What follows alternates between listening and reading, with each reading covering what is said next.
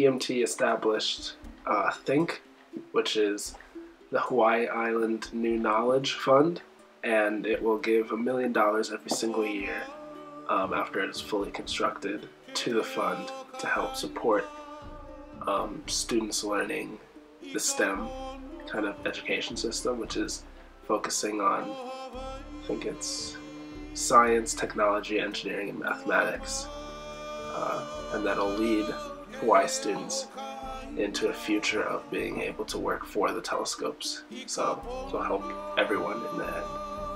Another pro, TMT will also be paying another $1 million to the state of Hawaii, $800,000 going to the Office of Mauna Kea Management and Maintenance. So they're definitely helping in maintaining the integrity of the mountain so it looks good. And the remaining $200,000 are going to go to the Office of Hawaiian Affairs just to help with whatever. An important one, I think, is TMT, the 30-meter telescope, will significantly help further our understanding of the universe. We'll be able to see farther than any other telescope has ever been able to see in history. And that means seeing farther back in time, so close to the early stages of the universe that it will probably lead to a lot of important discoveries, some including dark matter. We'll discover more about dark matter and planets similar to Earth, etc. You know, important stuff. TMT will definitely create jobs within Hawaii, skilled jobs for astronomers, stuff like that, and also just construction jobs, just to help bring it up and build it and all that. They will need specific skilled people to assemble the telescope, but aside from that, normal construction workers can build the facilities. It will definitely, I mean, the Big Island is already on the map in terms of astronomy, but this will make it renowned, and I'm sure authorities in astronomy will take trips to Hawaii, which brings more money to Hawaii, just to view the 30-meter telescope and what its capabilities are, which is very important. Pretty much, I mean, it's a lot of benefits for the state of Hawaii. In the end, the TMT project will end up giving about $1.4 billion to the state of Hawaii. And that's a lot of revenue, and that can be put towards improving a lot of things within the state.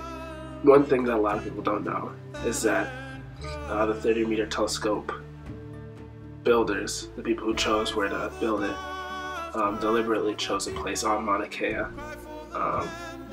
that was least visible from everyone across the island, so that it wouldn't be an eyesore to people driving around looking at the mountain like some of the other telescopes are. And that's also why they can't just take down telescopes and put it in place of another one, because then, due to its much bigger size, it will be much more visible. Lastly, TMT on their website has stated that the building will not affect the aquifers on Mauna Kea, and that it's a zero waste discharge facility, so that it's a closed circuit pretty much for any waste that goes on within it, and none of it will be discharged on the mountain. It will all be removed. Theoretically, there should be no contaminants or anything like that leaking into the water, but things change.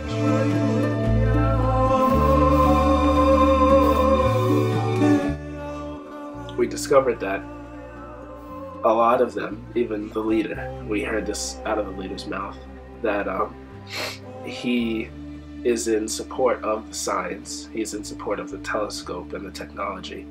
He just thinks it's the wrong place to be built, so they're not really against advancement in science, they're just trying to take care of their sacred land. And a lot of people don't really understand that.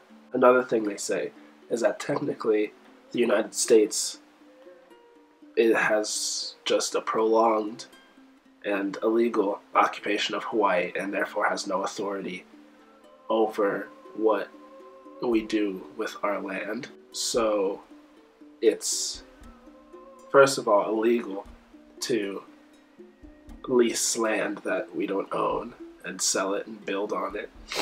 And second of all, any decision that judges or the court or the government makes is technically void, because it was put in place by America, who is not the sovereign ruler of Hawaii. And they also say that the place that they're building it is sanctioned as a conservation district. Quote from Mauna Kea, the leader of A'ole TMT, "A conservation district like the one on Mauna Kea should not look like a city of telescopes," which it kind of does now. There are 12, and after TMT is built, there will be 13 telescopes up there. And they think that's ridiculous. Lastly, or one of the last points, is that a lot of people are very worried about the contaminants that could come from it. And I talked about this in the pros, that they say that there will be no contaminants. So it's a very debatable issue, but they are scared of the possibility of contaminants getting into the water tables that come from Mauna Kea.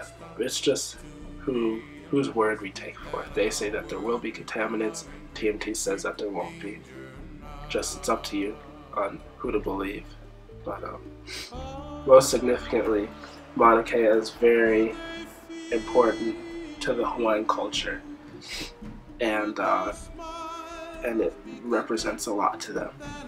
So since it's already kind of tainted by all the telescopes up there, they're a little offended that we want to continue and build another one, the biggest one out of all of them, and they think it's a little disrespectful. They have very good points, but I think the benefits outweigh the cons. And I also think that there is a way to respectfully build the TMT if we brief people who go up there and work up there on cultural practices and sacred lands and stuff, so they know how to respect it while they're working up there. I think that would be a great compromise.